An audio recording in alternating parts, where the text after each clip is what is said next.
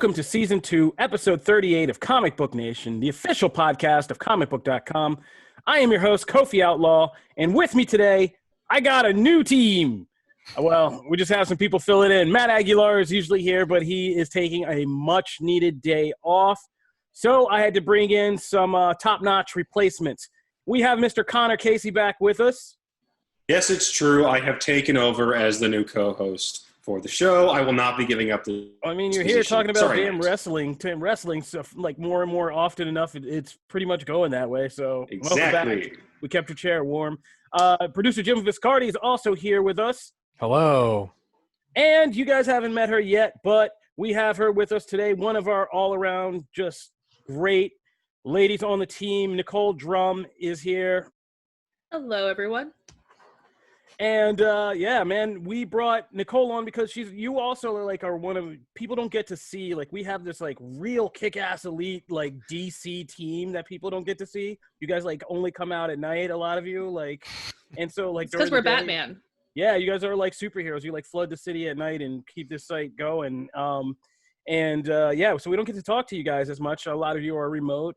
You, Russ Burlingame, we've seen Jenna, who came on, and yeah, so we want to get more of the people who are like really helping to flex out this team in certain areas on the show so people can see. So we don't get accused of being overly Marvel because we have like a crazy dedicated DC squad. So Nicole's here today because she's going to help introduce the topic of DC's Stargirl, which has been up on DC Universe for a minute. We've been a little busy. This was a big deal in like the pre-COVID world, and then I got lost track of it, and now it's out, and I'm like trying to catch up on all the episodes. So Nicole's going to break this down for us. Connor is here to break down because we have NXT TakeOver in your house coming up this weekend, and so Connor's going to give us a preview of what's going on in wrestling, and then Jim, I know, has thoughts on all that. But we also got some news items to talk about today, and we're also going to highlight something else that I've heard us all chattering about lately, which is DC Universe's other kind of new buzzworthy show, which is Harley Quinn Season 2, which has been out for a hot minute, but is really hitting its stride. And now's the time to highlight Harley Quinn. I can't wait to talk about Harley Quinn. That's my favorite segment. Great. So we're going to talk about Harley Quinn because we've been sleeping on that on the show. So let's start at the news items up top. First, I just wanted to kind of get into this. We don't always go into rumor, but I kind of thought this one was interesting. Mostly because we have little to talk about, but also because it is a subject I know a lot of people are going to feel strongly about. There's a new rumor going around. Heroic Hollywood dropped that Warner Brothers, kind of talking about Warner Brothers' plans for the Batman franchise and the kind of larger plans for the franchise. And one thing that they kind of floated was this idea that Warner Brothers had, there had been the idea for a Bane movie kicked around. So there's two parts of this. There was an idea for a Bane movie kicked around, but that idea got shot down in favor because Warner Brothers, Bane is kind of like Batman, like Warner Brothers wants to be able to bring him out into kind of major event things where they want. And it seems like we have an indication or a rumor of an indication of where that could be, which is in a sequel to The Batman. So let's take both sides of this. How do you guys feel about Bane in general? Excluding Harley Quinn, which we're going to talk about later. So no Bane, Harley Quinn. That's the best version. Yeah. Seriously. Look, I think a Bane spinoff movie veers too much off into Sony Spider-Man land for my liking. In that, like, I don't know. If it makes sense to do Joker, right? If there were any other character to do, like, that is the one to do. Bane, who in every interpretation we've got of that character has, he's not anyone's favorite villain. He's probably on people's favorite villain list. I don't think he's many people's favorite villain. Of course, now everyone's going to tell me he's my favorite villain. I like Bane, but like I said, it's, is he my favorite? No. I don't know if it's a story we need. That, like, if they are going to make this as part of a larger franchise, then it's definitely not. I don't think it's a story that we need. If it is a take, it would have to be so not divergent, but it would have to be pretty radical of a shift, I think, for it to even make sense. But to me, it just feels too much like, what Sony's trying to do with their Spider-Man stuff. Well, the see, I'm problem like, with oh no, go ahead, Connor. well, the problem with Bane in live action is that we've seen two interpretations of them, and neither of them are loyal to the comic version. You know, every version we've seen so far of him is a take. He's either a big lumbering brute performed by a WCW wrestler, if you can believe it, or whatever the hell they were trying to do with Tom Hardy. If they actually wanted to present the Nightfall version of him, or even the Tom King version, where we go into his background behind just how brutal his childhood was in Santa Prisca, that's something. I don't think that's enough for his own movie, though. See, I'm kind of like, weirdly enough, I'm like the polar opposite of you guys. Like, I thought Joker was a risky move. I was like 50-50 on that when that happened. I was like, you are opening a can of worms. But they pulled it off, and they convinced me, and I started thinking like, okay, well, what other Batman villains would this be like cool for? And I could see them trying to do like Riddler movies and stuff. And I'm like, I don't know about that. There's only two of them or three of them that would really stand out as worth a movie, and that'd be like Ra's al Ghul, Victor Fries, and Bane was my third one, because Vengeance of Bane. Maybe I'm just because I'm a '90s kid and I like Nightfall was like one of the biggest events of my childhood, but Vengeance of Bane is like a great meaty story. Like that is one of the most fleshed out DC Comics villain stories and origins like you have on record. And it's been developed. Tom King did a great job kind of also laying more depth into that. And so I actually think you do have a kind of good story about like some kid who grew up and had to be in this prison environment and kind of learn these things. And that's only the first part. You don't have to like make a whole prison movie, but it's Spanish set. It's like set in Latin America. It's different kind of culturally. There's a lot of great stuff you could do. There's a lot of things in Bane, like with luchador culture, that's you could start to like weave into a movie a little bit deeper to how he becomes, puts on the mask and creates the whole persona. All that stuff, it could be really good. And then kind of moving into how he becomes a crime boss and like what he does to kind of like take over the streets, earn his gang. Cause I love the gang, like from the 90s. I love like Zombie and like Falcon Dude and like all those guys, like, and him just kind of forming like a crazy crew and things like that, and like a gang, and surviving and becoming a power mob boss. Like that's a cool story if you do it right. Now that you're talking about it a bit, like I can definitely see it like a Sicario kind of vibe or look to that kind of movie. I mean, it's like about prison culture. I mean, it'd be about like the deeper part of it would be just about like the Latin world, the crime world, like what culture is like with criminals and prison and that whole different world that we don't know about. You kind of weave that into it, and you go to South America, you film some things, get some tax credits, make it happen. See, that could work, but then you got to remember that so much of Bane's character is his obsession with Batman, and we saw in Joker how they had to fold themselves into a pretzel to try and get him involved in the story somehow. So, how do you do that again? If he is just the villain in Batman 2, fine.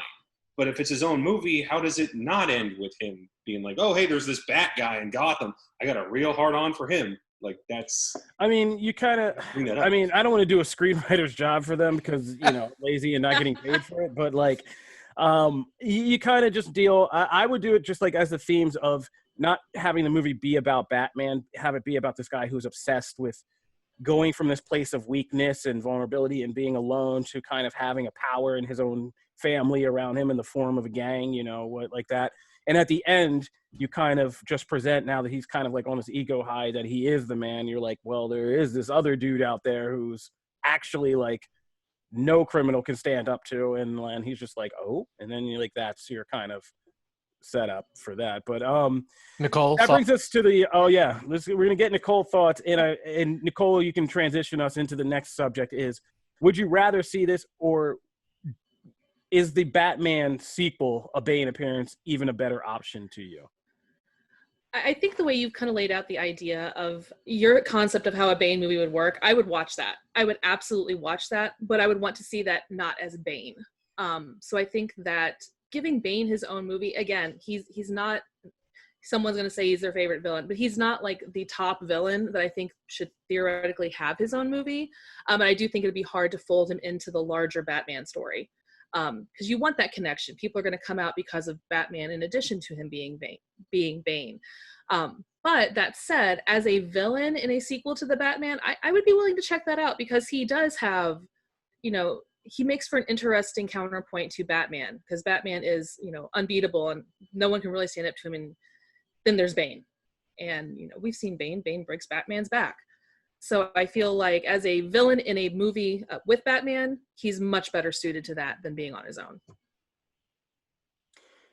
So the same question, I guess, how would you fold, because we know that we don't know anything about the Batman story for sure, but all hints and intents and purposes seem to point towards it picking up that whole Jeff Loeb, Tim Sale kind of year 2 era, which built off Frank Miller's year 1, and where we got the Long Halloween and Dark Victory, and that people have all gone back to that era and revisited it, added more story later as well. But that seems to be where they're kind of aiming their sights. It's not Batman Begins, but it's like the next, it's like Batman year 2. So how do you fold Bane into that story framework? Because that's kind of early, isn't it? Well, honestly, you're correct. It is a little early for that kind of setting, but at the same time, the nature of comic books is constant reinvention. We see that with every character and across the board, regardless. And I think that, theoretically, you could take the concept of Bane and do a little bit of reinvention, whatever that looks like. Maybe we give him a slightly different backstory where we can maintain some of that, but we shift some of the focus of his story to someone's connected to Gotham somehow. We just have to look at, how can that character be reinvented to fit a new story? And what would that say for that villain? Like what new opportunities does that present? So I think if they were to put him into that, they would have to do a little bit of tweaking of Bane in general, but they're gonna have to do it with a lot of characters as well.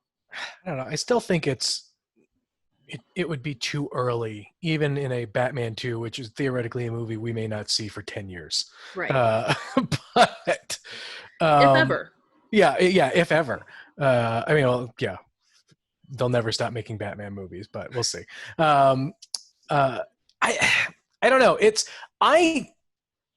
I didn't mind the backstory or the character for the most part that they created that Nolan created. I thought it was used incredibly poorly. I know I get everyone likes to make fun of the voice, but I loved it. The ending is what drives me nuts with that. Yeah, and all this build and then nothing. So clearly, there's something that they can do with that character, but I would, following just some Batman stuff. Like Batman doesn't come into contact with Bane for a while, and so to have, Kofi, like you said, to have him cross paths pretty early with Batman is a change, yes, but I think I'd rather see more development in that era, potentially with some other character. Like I want to see a good serious take on Freeze. Like I've said that for forever now, and honestly, like if Matt Reeves does another one, does another Batman movie, he's the one I want to tackle the Freeze of it all. But people like Bane. Well. Yeah, I mean, in the Batman, I would love to see Victor Freeze and kind of like really the animated series kind of version of Victor Freeze, like really, and all the stuff they've added with like the Waynes and the Nazi past of the Freeze family and that whole twist and all that stuff. White Knight thing, all that stuff was that stuff's pretty interesting. So, but even I know we're going to talk about Harley Quinn later, but like even the way that they handle that character in Harley Quinn is, there are some aspects of the character that I just love, but. Yeah, but I still think like I don't want to see Bane back in like a Batman sequel. That's too close to the Nolan stuff for me right now. Yep. Still too soon. Let me ask y'all if you hate this idea. What if they introduced Bane and his Venom addiction to kind of a backdoor introduction into the storyline from Arkham Asylum, and we finally get an adaptation of that game into a movie, and it would be amazing. I mean, that's always a possibility. I mean, anything. I'd watch it. I'd watch that for $1. But Yeah, but we'll see what's happening because there are so many things. I think the point we've kind of landed on is there are so many other villains you can Right. probably do stuff with besides going back to from Joker to Bane, Bane to Joker, Joker to Bane. So we'll keep an eye on what's going on the Batman front. But we're going to move on. So this one was just a quick question that I thought I'd toss into the room and see what kind of answers we got. We're trying to figure out how movie theaters are going to reopen and when, how, and what is going to be the new reality once we all have the opportunity to go back to a theater. What movies are going to make us risk our lives and all that stuff. And, one of the questions that is kind of in society, and I'm not going to get too crazy about this socio-political, but just boiling it down to movie theaters is, will movie theaters kind of require viewers to wear masks during like the movie? And Cinemark has already come out and said, nah, like we're not going to do that. What do you guys think? Do you think it is that movie theaters, and the reason I ask about movie theaters is this is not quite the same as like a personal freedom conversation about every day, like walking around, because a movie theater is we've all been in movie theaters. We don't have to pretend. We all know how gross a movie theater is. Yep. We all know, like, even though they have those impressive fans all the way up there and all that stuff, that it is just one big kind of petri dish in there. And that's just what it is. So do you think it should be a kind of a unique place where it's required to wear a mask? Or do you think like people are just going to do when they're going to do when the lights go out and this is just pointless to fight and you're taking your chances if you go? I think there's a number of measures that movie theaters can take to help limit the risk. I think, until there's a vaccine, I think it would. Yeah, and let's just say the caveat we've already talked about here is like the electronic. A lot of them are electronic and assigned seating now, and you can manipulate that. You can put up plastic dividers. I would say in between seats. You've seen them do it at restaurants. You've seen them do it at gyms. There's a lot of precautions that are being put into place that I think the movie theaters need to implement first before they even consider letting people back in. I mean, that's a good point, because it is always how do you try to manipulate these situations to lower risk versus personal freedom of the consumer. And like, yeah, I mean, just going with masks and nothing else is just relying too much on the goodwill of the consumers to do, because it is a movie theater and people do things, for instance, like eat and drink and take off their shoes. Take up. Yeah. Please. Like it's. And so those masks are coming down. So I think you may kind of have hit that nail on the head, Jim. Like before we leave it to the question of the masks being our only line of defense in the movie theater, the theater should probably do some stuff. Yeah, I mean, in France, you've seen those pictures. People are going out to eat and basically becoming like partway bubble boys and girls to kind of go out and have dinner. Oh yeah, I've seen that. Yeah, so I mean, yeah, I think we could put up some dividers, and you know what? Some dividers that are not see-through, that are well tinted and blacked out between seats could be a great addition to movie theaters in general. Absolutely. I mean, like that. Retractable. Just you make it retractable, but it's just like, I sit down next to you. I don't know you. You look like you might be on your phone or something. And then we have no problems. It might even solve a lot of problems in the movie theater. Yeah, because that's the one thing I hate, where like I'm sitting in a row, and then someone takes their phone out a couple seats down, and like you see it out of the corner of your eye. If there is a tinted blinder there, boom, problem solved. I don't have to get mad at that person. I just think I like this idea now just for that, just for keeping us just distant in movie theaters in general. Because I mean, I'm a person who. I from an early age, I was willing to go into movie theaters alone and watch movies. And even when I go with people, like I'm just like, I'm hyper focused. Yeah. There's so much contact that happens at a movie theater. Just Yeah. think of it, right? Like Oh, picking yeah. up a Dude, box of candy. I lived in New or- York, and I went to those AMC's on Times Square. Yeah. where they were shut down for the rats and the bed bugs, and yeah, I mean, it's But just, you know, I mean, it's a crazy you're pushing buttons on the soda fountain machine. You're grabbing, you're touching napkins, salt shakers. Like there's a ton of stuff, and so like movie theaters just need to figure out a way to avoid all that. Like maybe it's just you just get salt packets that they put into a thing. Yeah, I mean, you don't touch candy, and yeah, fast food restaurants are going through the same thing. It's like we Yeah. read the article about how they're going to probably take away a lot of soda fountains, self-serve, Mhm. and it'll either be like an employee there, or it's just behind the counter, and here's your cup. I mean, they'll just probably do like seasoning will probably kind of be the same thing. It'll just be, yeah, it'll just be kind of here. You want more salt? I'll shake it out for you. Like here you go. Like I don't know, but yeah.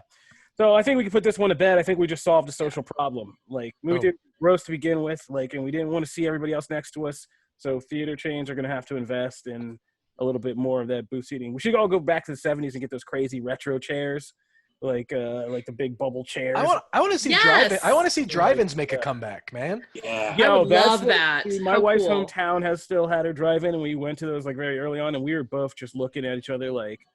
And everybody was, we all effed up, like closing down this drive-ins. We were all laughing, but we all messed up. Like we need drive-ins back, like for real. Like, put up those lots and a screen again, and like give me a. There's 4K one not too far away from me screen. that did a double feature that did Frozen back to back, and so I've seen Frozen, both of them, time and time and time again.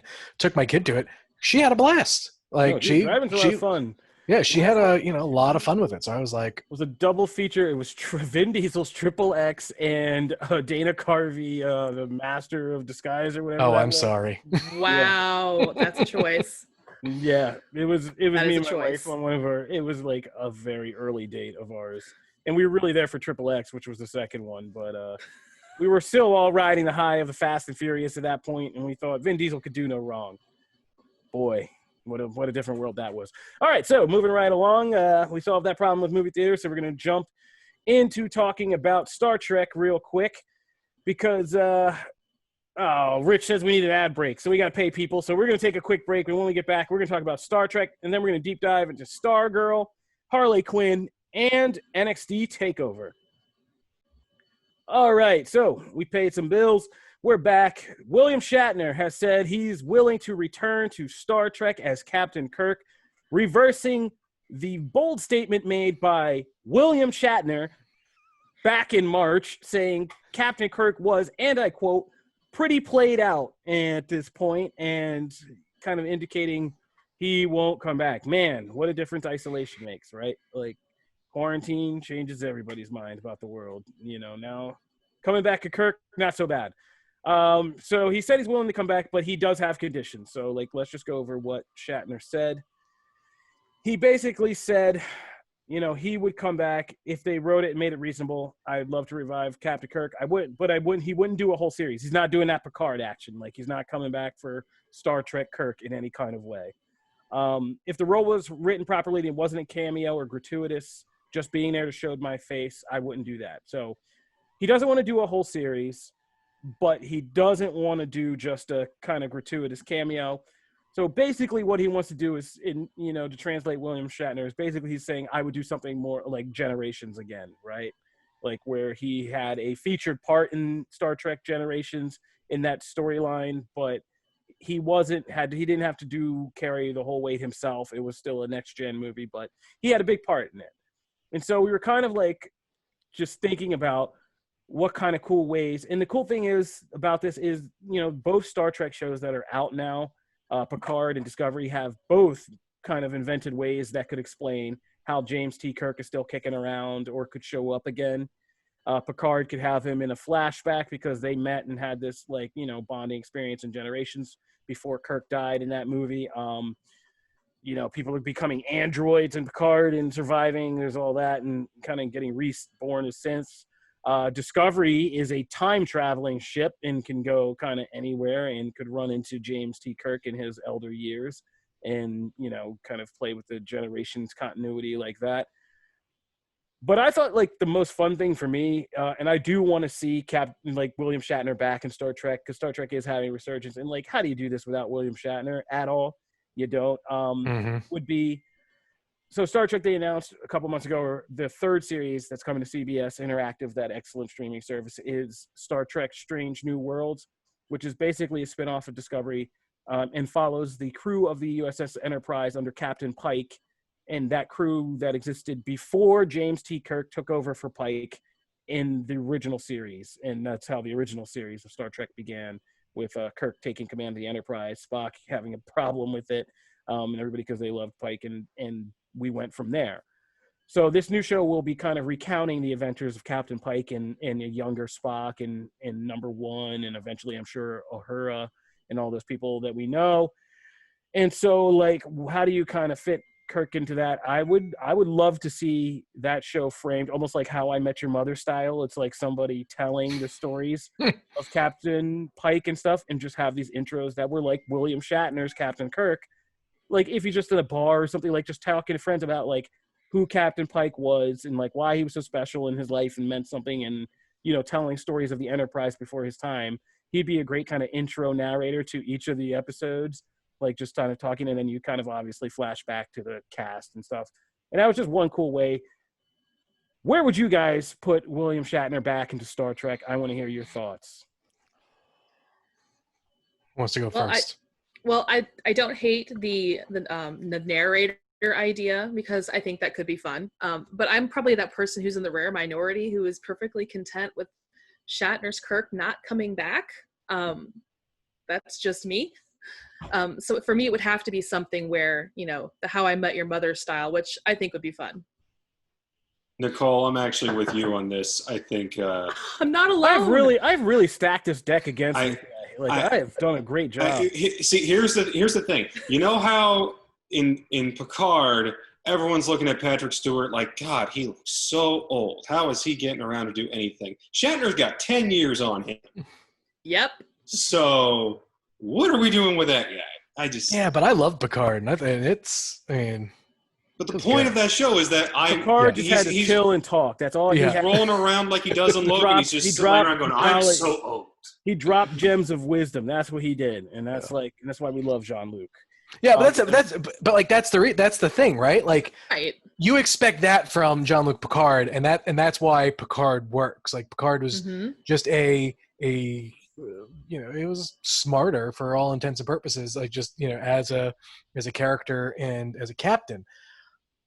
I don't know what you get from a Kirk that returns, other than, I mean, obviously it would be a huge, it's huge nostalgia bait, and of course, it's that stuff works. But I don't know where he fits in Trek today. Outside of, like you mentioned, the narrator role. I think the narrator role is pretty cool.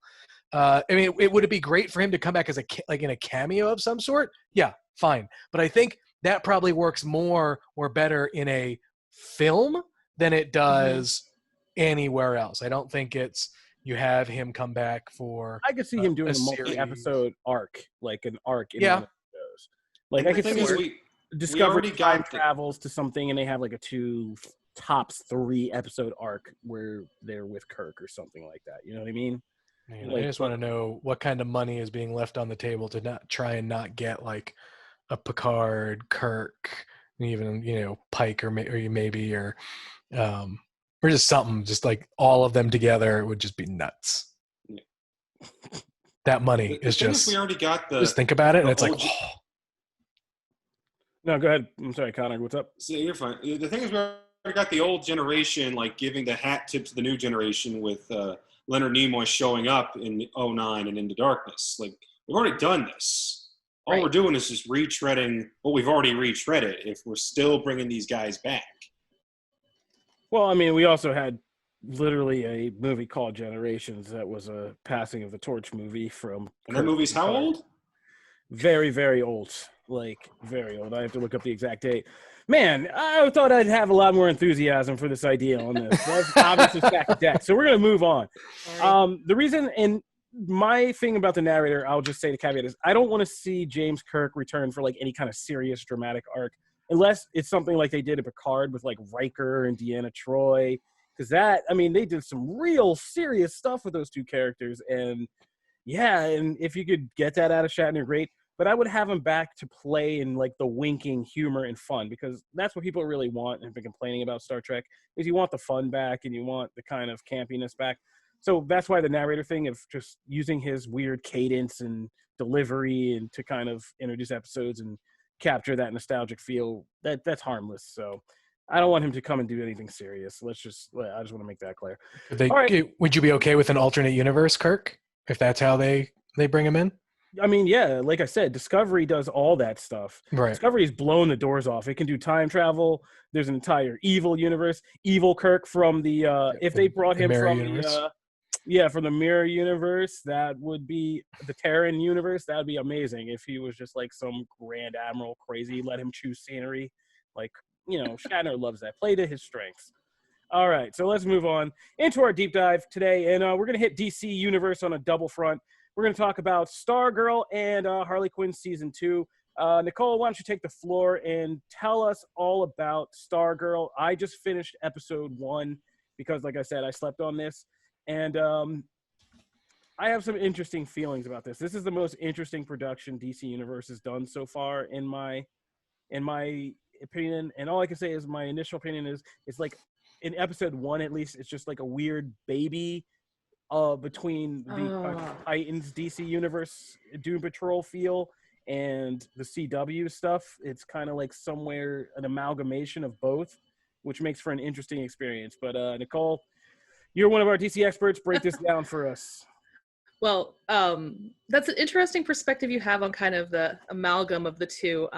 I think you're a little bit right, but also a little bit wrong on that. The nuts and bolts is Stargirl is unlike anything else that we're seeing on the DC universe. It is lighter, it is brighter. It's the story of a teenage girl, Courtney Whitmore, who life is uprooted. She ends up going from California to Nebraska. She finds the cosmic staff and becomes a superhero. And she's a teenage girl becoming a superhero and dealing with the big baddies of the Injustice League or Injustice Society. And it's definitely a different perspective than something we've seen in any other show that's out there, be it on the CW or be it on DC Universe. It's got a little bit of a retro feel, like you've mentioned, in comparison to Doom Patrol, but it is a family-centered, family-friendly type of story. One of the things that we consistently hear about the show is all about family, and that's something that kind of starts to play out once you get past that first introductory episode. It's definitely something that's taking kind of a focus on characters that maybe aren't as well known or as popular necessarily, because we get to see things like, we've got Icicle, which their take is a completely new and fresh take. We're getting Wildcat, but we're not getting Ted Grant Wildcat. We're getting Yolanda. So it's a show that is definitely meant to appeal to everyone, but it's also just got a lot more heart and some very impressive visuals for something that is family friendly and meant to be more all ages. It's definitely not your average Arrowverse show, and it's also not what you would expect from the DC universe. No, the costumes look too good to be an Arrowverse show. Oh yeah, and the effects too. Well, no, but it's true. It is true. The effects are very noticeably different, and Stargirl has a very cinematic look, feel, and sound on the real level. Like every episode has its own score that's done with a full orchestra, and you don't necessarily get that in TV. No, and that's kind of what I was touching on, is there are these shifts in the show's first episode where, like, I'm a very big stickler for like the difference between TV direction and movie direction. Mm-hmm. It was one of my problems that I got bashed when Avengers came out for saying that I loved Avengers, but Joss Whedon is still very much a TV director, and it shows in a lot of Avengers that he's a TV director. Especially Age of Ultron. Yeah. Mm-hmm. And in this one, that's what I was just noticing, is there's these big shifts between shots and sequences where you're like, clearly this is more kind of high budget cinematic stuff, and setups that are just right out of the CW playbook, like when she goes to school and is having this altercation in the cafeteria. Sorry, I muted myself. And things like that. Those are straight out of the kind of like the CW feel of the show. But there's also these things that feel, when I'm saying like Titans and stuff, is the DC Universe shows have a fixed budget, and they do a lot of soundstage work, and like a lot of it is like soundstage and green screen, and so like a lot of the fight sequences are like that. And it's like that in Titans. And so like things, even impressive sequence, like I love the opening JSA versus Justice Society sequence. But like a lot of that reminded me, I was like, okay, so this is like just like a Doom Patrol fight, like to a T, the way this is filmed and how the effects are put in on a soundstage, and like you could see it. I was like, it's not bad. None of it was bad. I was just like, I couldn't, my brain couldn't figure out like how to place this because it is so unique. I was like, not quite Arrowverse. Because I'm kind of, I mean, and it's also DC, so I'm trying to like what continuity is this? Like, who does it fit with? And I'm like, I don't know. I was just like, I don't know. I mean, Crisis made it seem like it's part of that whole kind of like Arrowverse continuity, right? But it is its own unique feeling thing. And I will say that the end of the first episode, by the end, like that ending really did hook me in, and I want to see the second episode. So mission accomplished on that front. But it is a very unique experience, which I like because I like that, and one of the things we've always praised DC Universe for is that each piece of the content is a very different thing. Like it is all one brand, but like you watch Titans and you watch Doom Patrol and you're happy because you're getting two very different shows that are feeding into you. Swamp Thing was the same kind of deal. And Harley Quinn, which we're going to also talk about, is like the same. And so I like that this is its own thing, and it's probably the best thing Jeff Johns has done in live action. So it's good to see learned along the way. Yeah. The last thing I'll say before we make the jump is like I think the thing that stuck out to me about it is, the thing I love the most about the most of the Arrowverse shows is kind of the soap opera serial nature of the way that they break up their episodes, and that's where I feel like Stargirl feels right at home airing on CW. At the same time, it's got that little extra budget that you kind of always hoped the CW shows, would get or only get during crossovers that you've come to expect from Titans. I wonder if though the shifts that you mentioned, Kofi, may have come as a result of potentially reshoots, because I know they had to do some of those at some point, and I wonder if the reshoots may have happened after they decided to make the CW, the jump to CW, and if that were the case, then it makes sense. But all in all, it was something that I wasn't sure what to expect, and it blew away all the expectations. Yeah, it was pretty good. I will say this: the first two episodes are different on the DC universe than they are on the CW. There's a little bit of trim for time. So depending on which version you see, some of the shifts do feel a little different. That resolves itself going into the third episode, which is the same across the board. But those first two episodes are a little different depending on what platform you're on. So there is a little bit of shift there. The DC Universe cut is longer, and it does cut some things, and there's a few tonal shifts as well. I just did that just to see Kofi shake his head. Oh, man. Well played. Yeah. But there are some intriguing. The Injustice Society, there are actual like menacing villains. I'm always kind of, I don't know. I'm always thrown by Joel McHale casting. I don't know. So like him as Starman was kind of throwing me, but I loved all the other casting. He's really great in it, though. The casting for that show is absolutely perfect, especially Brett Basinger as Stargirl. Yeah, no, Brett Basinger was good. He's perfect. And I actually liked Luke Wilson very much in it too. Except seeing him and Amy Smart's kind of freaking me out because they both look old. And I was just like, what is happening? Like, what happened to the 90s? Like, oh my God, this is like... We all grew up, Kofi. Yeah, I'm looking at like... grew up. Old School. Aren't you the stars of Old School in a road trip? Like, what has happened? No, but they both look great. I mean, I hope I look as great as they do. And kind of, oh God, how old am I? Anyway, moving on. So so it was just freaking me out to see them come back, because those are two big like 90s, early 2000 stars who I haven't seen in a while, and now they're playing like older parent types, and I was like, oh man, we're here. Yeah, so that made me feel old. But now there's a new Basinger running around, and it's not Kim, and so thanks Stargirl for making me feel old. And that's what I'll end on. Moving on to Harley Quinn. So I actually fell off Harley Quinn season 1, not because of the show. It's just because like I kept forgetting to go back every Friday to DC Universe. I'm sorry, DC Universe, and so I just fell behind. But then we did our quarantine watch party. J.K. Schmidt kind of got with the creators of Harley Quinn, and we had an awesome quarantine watch party. And he picked a really great episode, which was the Pit episode from season 2, which is now my favorite episode of Harley Quinn. it's just it's an awesome episode where Harley and Poison Ivy get thrown into jail, which is super criminal jail for killing the Injustice League, and they get thrown into Bane's pit prison from Batman, The Dark Knight Rises.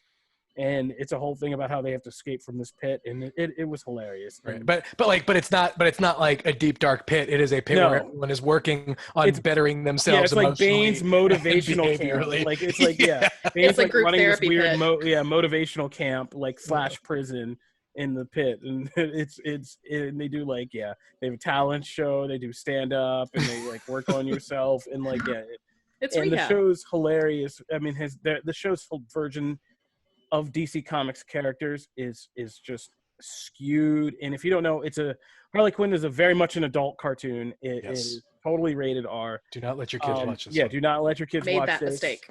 And it's kind of led by Kaylee Cuoco from Big Bang Theory and Lake Bell. And a bunch of other talented voice actors like Ron Fucus and what's his name?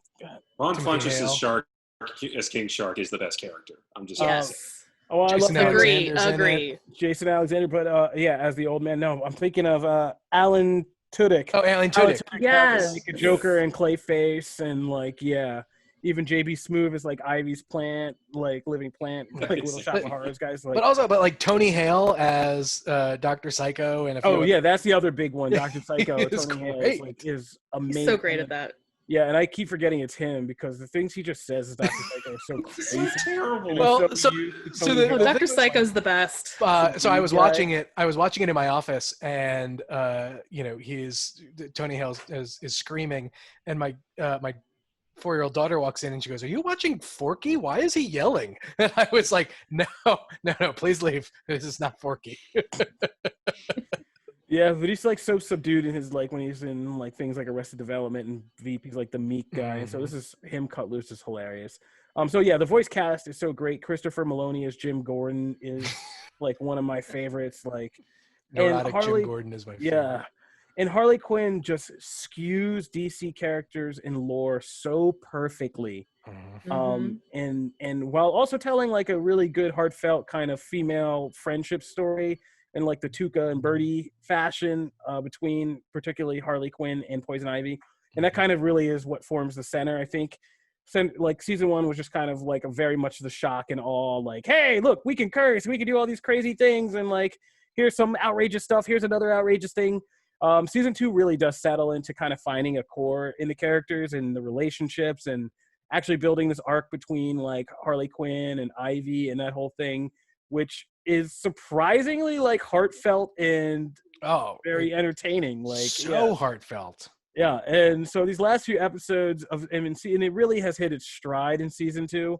The show in the last few episodes have just been great. The whole actual romantic arc between Harley Quinn and Ivy has been really great. The pit to the dark side episode to the bachelorette party episode. Kite Man in general. Yeah, Kite Man as a guy. Parents. I love Kite Man. But that bachelorette party episode in particular, I love the fact that they just invited a random friend that Ivy had, or Jennifer or whatever. It was just, it just goes they Jennifer. I go by Jennifer now. Which is just so great, and I love the portrayal of Catwoman in this show, the Eartha Kitt kind of meets Tim Burton, not Tim Burton. Oh my God, why am I blanking? No, from Batman the Animated Series. Oh my God, why am I blanking on his name? Paul Dini and. You're making me blank. I'm also blanking. Bruce Timm. That's it. That's Bruce it. Thank you. Tim. Sorry. Wow. But no, that collective brain fart. Thanks. We all just died. Yeah, it was Tim Drake. No, it's not. I love that Catwoman's a mix of all of those, right? It's Batman 66 Catwoman. It's a whole mix, which is great. No, the references to different parts of the lore are what I love. And if you're a longtime Batman fan, just like Clayface is like animated series Clayface, but he's also the actual original kind of Clayface from the comics, the Where he's an 1940s like, actor. Yeah, like that old world actor type. Like all of that stuff is just so funny. Like Man Bad as a lawyer, just like screaming obscene stuff in like bad language. Like into losing his mind. Like there's just so many great like little things in the show. But even like go ahead, Connor. Is it too bold to say that Mr. Freeze episode is the best Freeze thing since Heart of Ice? I mean, that's what I said. I wouldn't say it's the best thing since Heart of Ice, but it's real good. Like that. Very good. Yeah, that episode was an emotional roller coaster because you didn't know where it was going to go, and then when it finally got there, you were like, oh, all right. We're doing this. Very wrong. Yeah. So, but man, I love this show so much. It's a crime that it has not been renewed for a third season yet. But yeah, I wonder if that's more of an HBO Max kind of just waiting it out thing. Harley Quinn deserves to be seen by a lot more people, and it is insane that HBO Max did not like launch with just tossing that out there. Yeah, we still don't know. Like this whole battle, I feel like. In the end, the shows and the fans are the ones who are going to be losing this weird push-pull between DC Universe trying to stay relevant and HBO Max being the inevitable crushing thing that it's going to be. And yeah, because it deserves to see have a lot more eyeballs. So does Titans. Season 1, though, is being aired on Sci-Fi. Yes. Which it's kind of like an Adult Swim kind of thing where it's on late at night and it's on a Friday, so no one's watching it anyway. But like to see that they're even doing something like that, I'm like, it gives me a bit more hope that we will get more. I mean, the thing on the other side too is the first 2 seasons were probably done back to back, and so it was probably one deal that was done, like I said, back to back, and so I would imagine. The cast would maybe want more to come back to do it, and so there's probably a whole bunch more backroom politics stuff that may be going on that I just hope if HBO Max does become the all-consuming entity of this stuff, that they just say, I mean, look, they're going to pay the Friends people how many millions of dollars? Oh my gosh, let's get more Harley Quinn. Yeah, I mean, I would just negotiate for like another season and some points on that HBO Max inevitable debut, know. Then when it hits HBO Max, then you get a renegotiation. But all right, if you have the ability, you should be checking out Harley Quinn. Like Jim said, you can catch it on Sci-Fi late night on Fridays. Try to catch up with that because that is one of the best things DC has put out, and definitely one of the best things DC animation has put out in like a decade. So check that out. Connor, you take us on home with Jim. Oh God, I and totally Nicole. forgot. I don't know. Nicole might be ready to get in on this too. I do watch a little wrestling. Okay, there you go. Awesome. Boom. So we're going to be talking about NXT TakeOver in your house, which Connor was like making sure I said this whole thing because I was like, can I just call it TakeOver? And he was no, you can't because they're all called TakeOver. Yeah, yes, it's time to talk about Jim's favorite promotion, NXT. We've got a pay-per-view Sunday. If you're asking what the hell is up with that title, it's based off of a brand of pay-per-view the WWF used to do back in the mid to late 90s. They kind of stopped it right around the time when Austin blew up. So you jumped on then. That's why you never saw him. 6 matches. Overall, pretty good. The headliners, we've got Adam Cole versus Velveteen Dream. This is another pre-taped cinematic-type match. It's going to take place outside in a backlot brawl, although there's a ring set up. So figure that one out. Look, they put a ring on top of Titan Tower, so. Yeah, they did. This one's just surrounded by cars. It's less cool. We've got Keith Lee versus Johnny Gargano. Charlotte Flair defending her championship against Rhea Ripley and Io Shirai. And the big one that I think a lot of people are paying attention to is Karrion Kross making his debut against Tommaso Ciampa. Good luck spelling either of those names. I got to be honest, and Matt's a little more positive on the show than I am because I've been playing catch-up because I'm covering the other show on Wednesday nights. But from everything I've seen,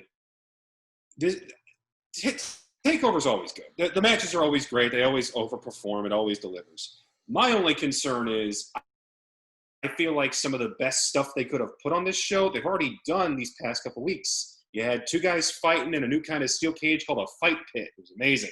Oh, You had so cool. the Drake Maverick storyline where like you tied in the fact that he got released, wins this tournament, gets to the end, loses, and then gets hired back anyway. Like that was a really emotional moment on Wednesday night. That could have been great on the pay-per-view, but we're not getting that. Instead, we're getting a couple of matches that could go either way, honestly. What do you think, Jim? Yeah, it's definitely a bit of a weird card.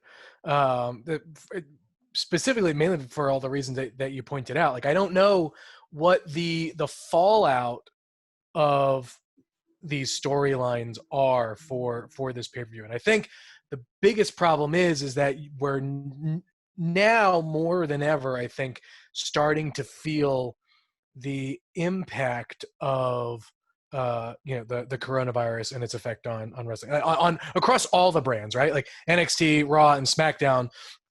You're starting to see a lot of the same people for going on 3 months, where because there are just some people who live out of state or can't make it to the performance center to do stuff, and so they're trying to basically like pair people up, and you're starting to run out of combinations.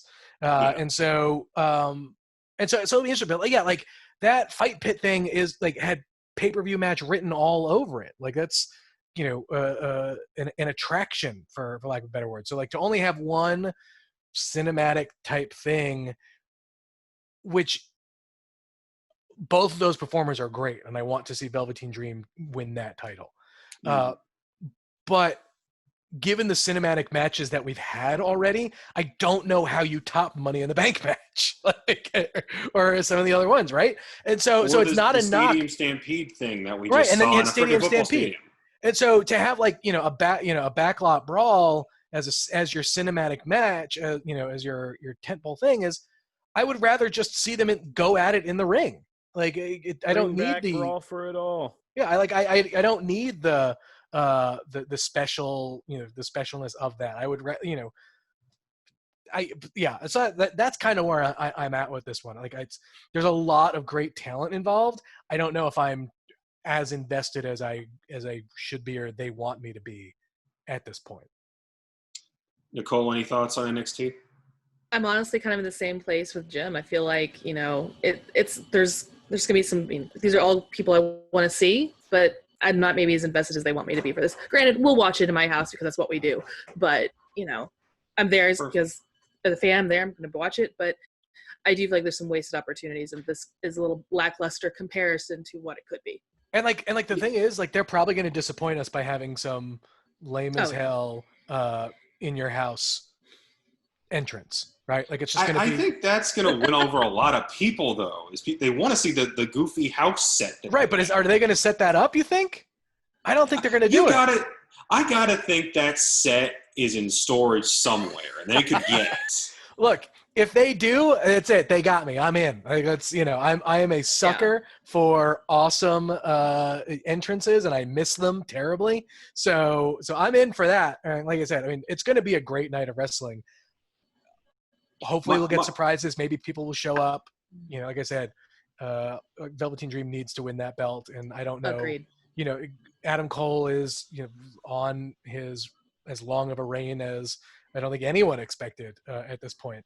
But yeah, so that's where I'm at. The problem, the wrinkle I keep running into when trying to predict who's going to win what is that Matt Riddle's already getting called up. We know Dijakovic and Chelsea Green are getting called up. You could call up Keith Lee in a heartbeat. Ditto Velveteen. Yep. I don't want them to call up Adam Cole because I'm terrified of what they're going to do with him. And then it's real hard. And I have no idea what they're doing with Finn Balor, because we were building up towards this Walter match. That got cut off because of the coronavirus. Now he's kind of sitting in this weird spot where he's a heel fighting a heel who did heel stuff to him. And I'm like, don't you dare try to make him a good guy again. We're not going back. And then we got Charlotte Flair showing up on all three shows. And yet I've never felt like the title has meant any less, because Charlotte Flair shows up, it's about her. Yeah, sure. But Charlotte Flair, to me, is like Triple H, where they bring out the best or a lot of very, very good in whoever they're facing. For sure. You know, there are some folks that you know are tougher than others, but I think, you know, Charlotte is someone who she's just so good. Yeah. That I don't care where she is. But you know. Yeah, She's so good, exactly but it. Matt even pointed out in the notes, he's like, I need Ripley or Io to take this title back. Sure. I'm right there with them. Oh, Oh, for sure. But 100%. I'd love to see like that happen and Charlotte try and fight back for it. Mm-hmm. Could be something. It feels like the impact of that gets hurt when she keeps showing up on Raw and then on SmackDown to go deal with whatever the hell's happened on both of those shows. And it's like, there's stuff on this show that really matters that we need to focus on. True. But yeah, so that's this Sunday. We'll be covering it live. Keep it locked in to Comic Books WWE page for all that good stuff. All right, that'll do it for wrestling, and that'll do it for the show today. We want to thank you guys for tuning in. We know it's been a crazy kind of stressful time in the world, and, you know, on top of all the normal stressful things in our regular lives that go on. So we hope we're providing a good safe haven for you guys to duck out, geek out, and kind of connect with us and others. And if you're just getting into the show during our quarantine arc, we put up new episodes every Wednesday and every Friday on Comicbook.com. You can subscribe to our RSS feed and get regular updates about the show, or you can subscribe on your favorite podcast listening platforms. We are on Google Podcasts, Google Playlists, iTunes, Spotify, Stitcher, iHeartRadio. You can tell any Amazon Alexa device to fire up Comic Book Nation podcast, or you can go to the Comicbook.com YouTube page and see our smiling faces in video of the podcast. Yeah, and we have a bunch of those over there too. If you want to join the discussion, kind of pitch us topics, just say what's up or anything else, you can always find us hanging around the hashtag Comic Book Nation, or you can find me at Kofi Outlaw. Jim? You can find me at Jim Biscardi. At Connor Casey _CB. And Nicole. At Life in Polaroid. Thank you once again for tuning in. We hope you guys are staying healthy, staying safe, staying checked in with either us or somebody else who cares about you. Don't get too isolated. Take care of yourselves. We hope to see you back for the next show. This is Comic Book Nation, and we'll see you again. Peace. Later.